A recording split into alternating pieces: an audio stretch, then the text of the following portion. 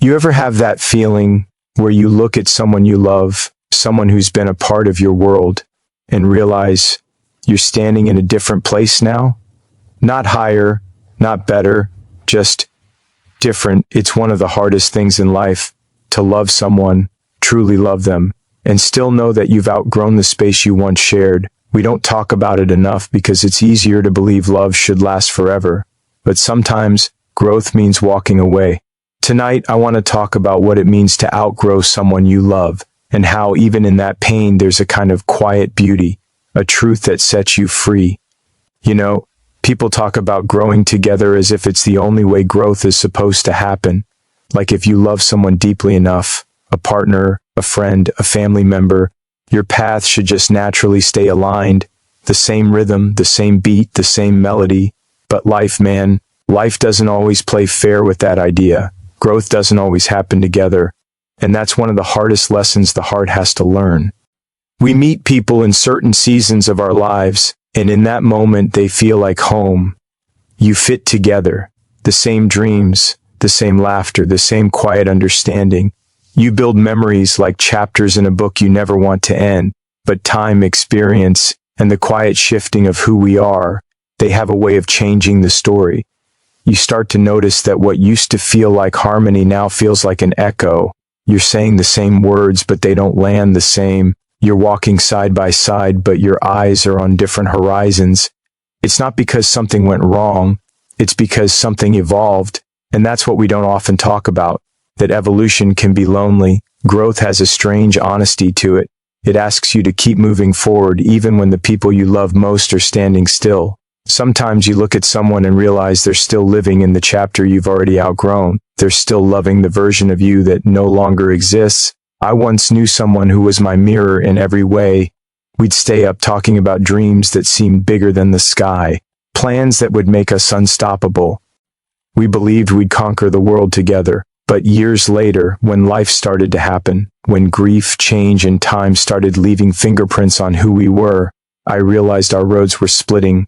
They were still chasing the same dream we built when we were younger, and I was starting to crave something simpler, something quieter. We still cared for each other, but our connection felt like a photograph, beautiful, but frozen in a moment that had already passed. You can try to force it. You can try to shrink yourself down to the shape of who you used to be, just to make the connection fit again. But that kind of love, the one that asks you to dim your light so someone else doesn't have to squint, that's not love anymore. That's fear disguised as loyalty. We think staying means we're good people. We tell ourselves that leaving is selfish. But here's the thing. Staying where you no longer grow doesn't honor anyone. You can't build a future out of nostalgia. And you can't keep pretending that love alone will fix what growth has undone. Sometimes I wonder if trees feel that way too. Standing side by side, roots tangled beneath the earth. Maybe one grows taller, reaching for the sun, while the other stays closer to the ground. Neither is wrong. They just found their own rhythm of becoming. Humans are no different. We grow at different speeds in different directions and toward different kinds of light. And when that happens, you can't force your roots to stay where they no longer belong. But it hurts, doesn't it? To realize that someone who once understood you so completely can now look at you and not really see you. You start speaking a new language of growth, and they don't understand the words anymore. You talk about healing, boundaries, self-awareness, and they think you've changed, and they're right. You've become more of who you were always meant to be. But to them, it feels like you're drifting away. There's this quiet grief that comes with outgrowing people. It's not loud or dramatic. It's subtle. It's the way you start to feel unseen in conversations. The way their jokes don't land the same. The way your silence carries a different weight. You still love them. God, you do. But the connection that once felt infinite now feels like it's stretching too thin to hold. And yet, there's beauty in that. There's something sacred in understanding that love doesn't have to end with anger. It can end with gratitude. You can love someone deeply and still let them go because you know their place in your story has been fulfilled. Maybe they were the person who taught you how to believe in yourself. Maybe they were the one who helped you heal, who made you laugh when the world felt unbearable. And just because the story changes doesn't mean it was meaningless. Every chapter still matters. There's a kind of peace that comes when you stop blaming people for not growing with you. You start realizing they're on their own journey too. Maybe they're not ready to face the things you've already faced. Maybe their lessons are different, their pace slower, their pain deeper. You can't rush someone's evolution just because yours came sooner. You can only love them from afar and trust that life will bring them to their own moment of awakening in their own time. It's taken me years to understand that growing apart doesn't mean love failed. It just means love did what it was supposed to do. It changed you. It expanded your heart, your awareness, your capacity to feel. And sometimes that very expansion creates distance. It's like a universe stretching, galaxies drifting away from one another, not out of rejection, but out of creation. The space between isn't empty. It's full of everything you shared, laughter, lessons, moments that still echo inside you. And when you think about it, that's kind of beautiful, because love isn't meant to trap us in sameness. It's meant to move us, to shape us, to challenge us, to remind us that we are constantly becoming. The people we love help us do that. Some stay, some don't. But every single one leaves fingerprints on our souls. So when you realize that your growth doesn't match someone else's, don't let guilt be the first thing you feel. Let it be gratitude. Gratitude for the time you walked together. Gratitude for the lessons learned in each other's company. Gratitude for the courage it takes to step into the unknown, alone, because walking alone for a while doesn't mean you've lost love. It means you've learned to carry it differently. And who knows, maybe someday your paths will cross again. Maybe you'll meet them down the road, both changed, both wiser, both carrying new stories, and you'll smile not because you want to go back, but because you understand now. Growth was never meant to be a shared destination. It was always meant to be an individual journey, made richer by the people who walked beside you, even if only for a while. Growth doesn't always happen together, but that doesn't make it any less sacred. It just means life is doing what it's always done, moving us forward quietly, faithfully, toward the people we're becoming. And maybe, just maybe, that's what love was meant to do all along. Love, it's one of those words that feels infinite, yet we spend our whole lives trying to define it. People talk about it like it's a prize, something you win, something you hold on to and protect from the world. But love, real love, it isn't about holding on. It's about recognizing something sacred in another soul and letting it be exactly what it is. See, love doesn't mean ownership, and that truth, though simple, is one of the hardest things to live by. When we love someone, we naturally want to keep them close. We want to protect them, guide them, share our world with them. It's human. We get attached to the feeling they give us, the warmth, the safety, the belonging. But love starts to shift the moment we believe it gives us the right to control how the other person moves, dreams, or grows. That's when love starts turning into possession, and possession always has a cost. I once knew a couple. They were the kind of people you'd look at and think they've figured it out. They finished each other's sentences, knew the other's coffee order by heart, laughed at the same old jokes. But underneath that beautiful surface, something was quietly cracking. One of them had started changing, learning new things, dreaming new dreams, and the other, they felt threatened by it. They didn't understand that growth doesn't erase love. They thought it meant distance, so they tried to pull tighter, to hold on harder, to keep everything the same. But that's not how love works. Love isn't meant to keep you the same. It's meant to help you become. And when one person tries to stop another from becoming, even out of fear or care, the relationship starts to suffocate. You can't cage something that's meant to be free. You can't demand someone stay the same just because you're afraid of losing what they used to be.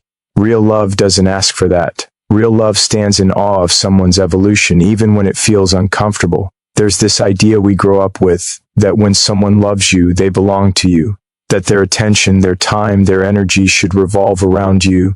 We call it romance, we call it loyalty, but it's really fear of losing control, fear of being left behind. The truth is, no one belongs to us. Not our partners, not our friends, not even our children. They belong to themselves. We just get the privilege of walking beside them for as long as life allows. There's this story about two dancers. They were partners for years, moving in perfect harmony on stage, every turn, every step, every lift executed like magic. But one day, one of them decided to explore a different style, something raw, something new. The other begged them to stay, to keep dancing the same way. But eventually they parted ways. Years later, when they reunited at a performance, the one who stayed realized something. The other hadn't abandoned the dance. They had expanded it. They had found their own rhythm, and that rhythm had only deepened their art. That's what love looks like when you let it breathe. You stop trying to choreograph someone else's movement. You just learn to witness it, appreciate it, and trust it's leading them somewhere true. When we mistake love for ownership, we also start losing ourselves. Because when your identity depends on someone else staying who they were when you met them, you stop growing too. You start living in maintenance mode, protecting what was instead of exploring what could be. Love, in its truest form, should be two whole beings walking side by side, not one person trying to fill the other's empty spaces. I remember once reading a line, "Love is not about merging into one, it's about dancing as two." That stuck with me, because too often we think love is about becoming each other's everything. But that's not love, that's erasure. It's when you start losing your own reflection because you're too busy trying to live in someone else's. The healthiest love allows space to breathe, to think, to grow. It says, "I'm here, I see you, and I trust you to find your way, even if that path doesn't always lead back to me." It's a hard truth. We don't want to hear that sometimes love means letting go. But think about it. Have you ever tried to hold sand in your hand? The tighter you grip, the faster it slips through your fingers.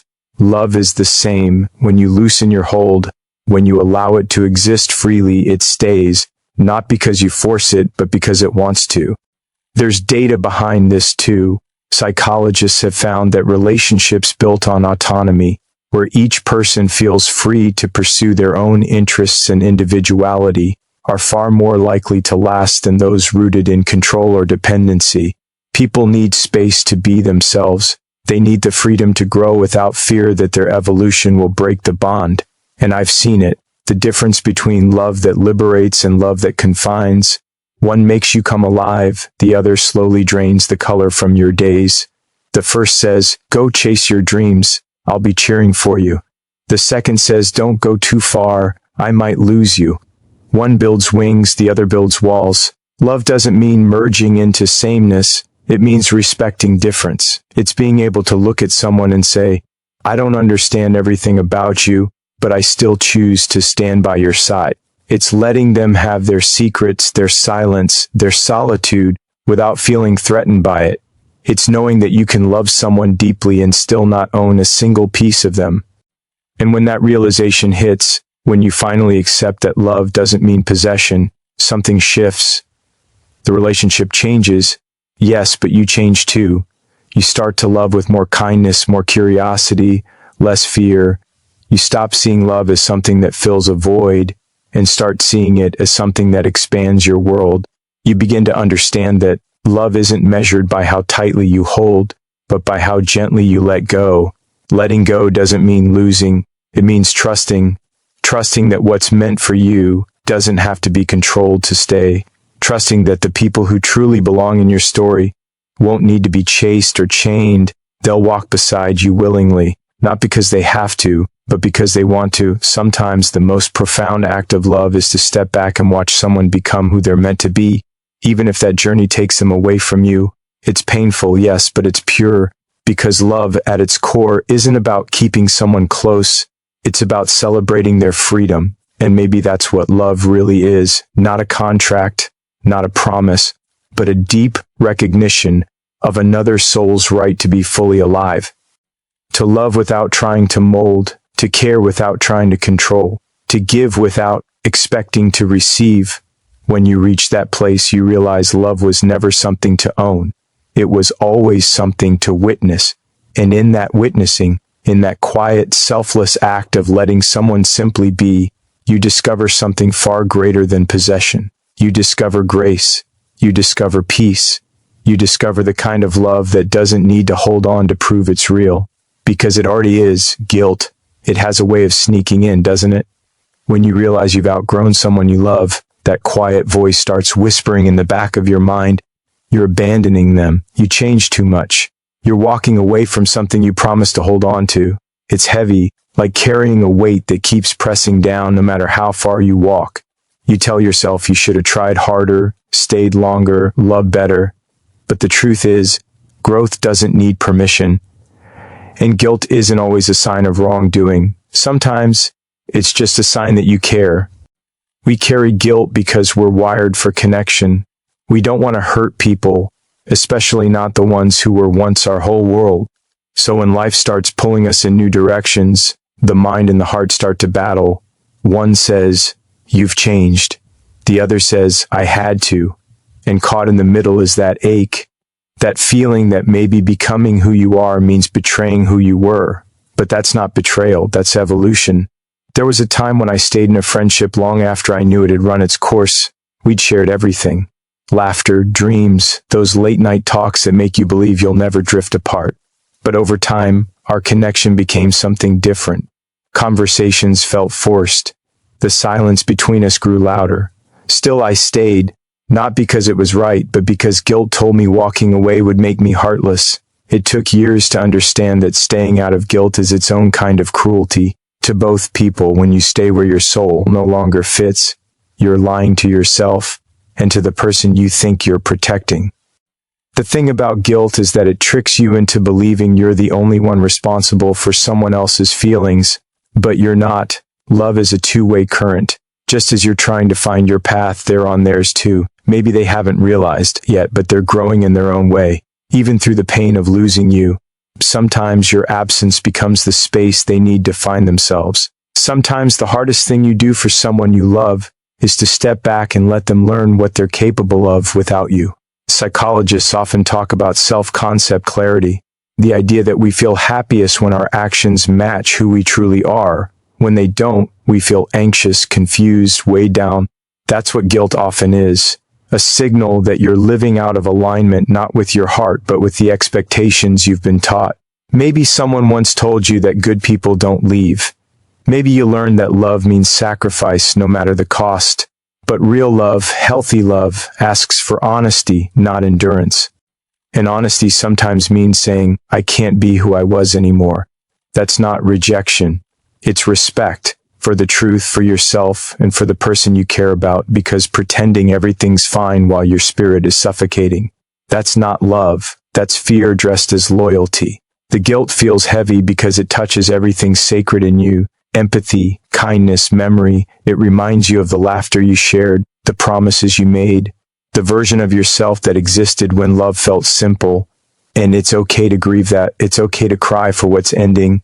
But don't confuse grief with guilt. Grief honors what was, guilt punishes what is. You don't have to apologize for growing. You don't have to carry the burden of someone else's sadness just because your journey took a different turn.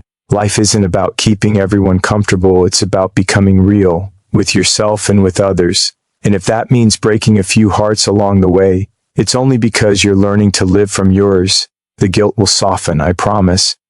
One day you'll look back and see that what felt like loss was actually a kind of mercy, a release that allowed two people to become who they were always meant to be. Growth isn't cruel, it just asks for courage, and sometimes courage looks like walking away with tears in your eyes, whispering, "I love you, but I can't stay here anymore." Because the guilt may be heavy, yes, but it's not yours alone. It belongs to life, to the part of it that teaches us how to love without holding, and how to let go without forgetting. Healing requires distance. It's something most of us learn the hard way. When you love someone deeply and that connection begins to fade, the instinct is to hold on tighter, to fix it, to talk it through until everything feels the way it used to. But sometimes, healing doesn't happen in the presence of what broke you. Sometimes the only way to find peace is to step back and give both hearts the space to breathe again. Distance isn't rejection, it's recognition. The quiet understanding that not every wound can close while you're still standing in the same storm. When we're close to the source of our pain, even if that pain comes from love, it's hard to hear ourselves think. The noise of memory, the pull of emotion, the weight of what-ifs, they blur our sense of who we are without that person. We confuse familiarity with healing and comfort with wholeness. But healing needs silence. It needs time. It needs room to unfold without interference. I remember watching two friends who used to be inseparable. They were the kind of people who finished each other's sentences, who felt more like extensions of one another than separate souls. But when life started shifting, when priorities changed, when personal growth took them in different directions, they began to clash. Every conversation turned into an argument. Every attempt to reconnect felt forced. One of them decided to take a step back to create some space. The other was hurt, angry, confused. But months later, when they finally crossed paths again, something was different. The air wasn't heavy anymore. They talked, not to fix what was broken, but to honor what they had learned. The distance hadn't destroyed their bond. It had given it the clarity it needed to evolve. That's what distance does. It shows you what's real and what's just habit. It helps you see the relationship for what it truly was, not through the lens of nostalgia or longing, but through truth. It gives you the chance to miss someone without needing to return to them. It lets you love them from afar without losing yourself in the process. But stepping back isn't easy. It feels unnatural, almost cruel. Our hearts are wired for connection, and pulling away can feel like tearing a part of ourselves out. Yet, if we stay too close for too long, we risk losing perspective. You can't see the full picture when your face is pressed against the frame. Sometimes you have to walk away just to understand what you were looking at all along. Healing in distance is about rediscovering your own rhythm. It's waking up one morning and realizing that the world still moves, slowly at first, then steadily. The silence that once felt unbearable starts to feel peaceful. You find pieces of yourself you didn't know you had lost, laughter that's just yours, thoughts that aren't shaped by someone else's presence, dreams that begin to take new form. There's beauty in that rediscovery. It doesn't mean you stopped caring. It means you started choosing yourself. It means you accepted that love can be true and still not be enough to stay. And that's not failure. That's freedom. Because sometimes the most compassionate thing you can do for someone and for yourself is to give them the gift of distance. When you step away, you give both hearts room to grow separately, to heal, to learn, to breathe again. And maybe someday, when time has softened the edges of pain, you'll cross paths again. Maybe you'll smile. Maybe you'll share a quiet moment of recognition, not of what was lost, but of what was gained through the space between. Healing isn't about erasing what happened. It's about making peace with it. And peace can't be forced. It has to be found, often in the quiet places we were once too afraid to go. So if you're standing at the edge of letting go, wondering if distance will break what remains, trust that it won't. It will reveal what's meant to stay, because sometimes the most powerful kind of healing doesn't happen in closeness. It happens in the space we finally allow ourselves to have. Letting go is one of the hardest things a human heart can do. We hold on because we believe that if we try hard enough, if we love deeply enough, if we fight long enough, we can keep things the way they were. But life doesn't always work like that. Sometimes the most loving thing you can do for someone, and for yourself, is to release them, to stop trying to hold on to something that's already changed, and to trust that love doesn't die just because it takes a different form. Letting go isn't about giving up. It's about accepting that love is not a cage. It's a current. We're taught to believe that holding on is a sign of strength, that endurance equals devotion. But real strength isn't in clinging, it's in surrender. It takes courage to say, I still love you, but I can't stay in the version of this that hurts us both. It takes faith to believe that even without each other, the love that existed still means something. It still lives inside you, in the memories, the lessons, the quiet gratitude that comes when the pain starts to fade. There's a story I think about sometimes. A woman spent years trying to save a relationship that had already begun to drift. She kept giving more, doing more, sacrificing more, hoping love would find its way back to how it used to be. But the harder she tried, the more distant it became. One day she stopped, not out of anger, not out of exhaustion, but out of clarity. She realized love wasn't meant to be rescued, it was meant to be respected. She said goodbye, and for the first time in years she felt peace, because sometimes peace only arrives after you stop fighting the inevitable. Letting go is an act of love because it honors truth over attachment. It says, I love you enough not to trap you in something that no longer serves you. It's about recognizing that love is an ownership. It's appreciation. You can appreciate a sunset without trying to hold on to it. You can admire its beauty, feel its warmth, and still let it disappear beyond the horizon. And that doesn't make it any less beautiful. The same goes for people. When you love someone, you want what's best for them, even if what's best doesn't include you. Sometimes letting go means setting someone free so they can grow in ways they couldn't while holding your hand. Other times it means setting yourself free from patterns, from pain, from the version of love that started taking more than it gave. And yes, it hurts. It hurts because your heart doesn't speak the same language as your mind. Your mind understands the logic of endings. Your heart still feels the pull of what was. But pain is just proof that you cared. It's not a punishment. It's a reminder of your capacity to love deeply. When we let go, we often fear that we're erasing something sacred, but we're not. The love you shared still exists.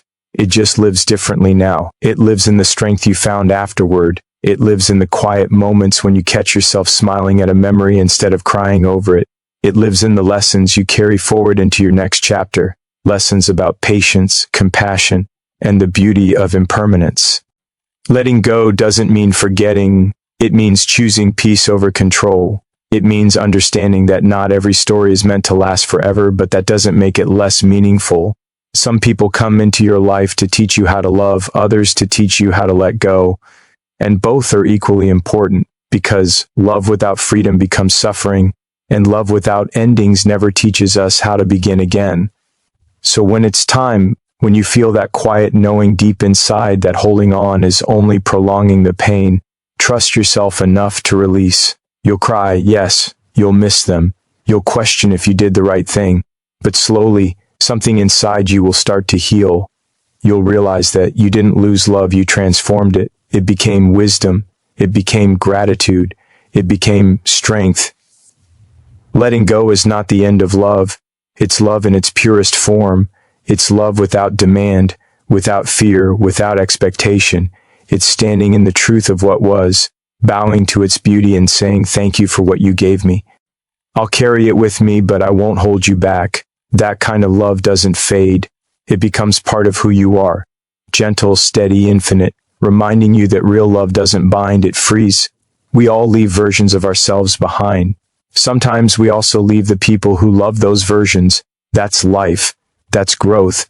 And maybe, just maybe, the bravest thing we can ever do for love is to keep growing, even when it means walking away.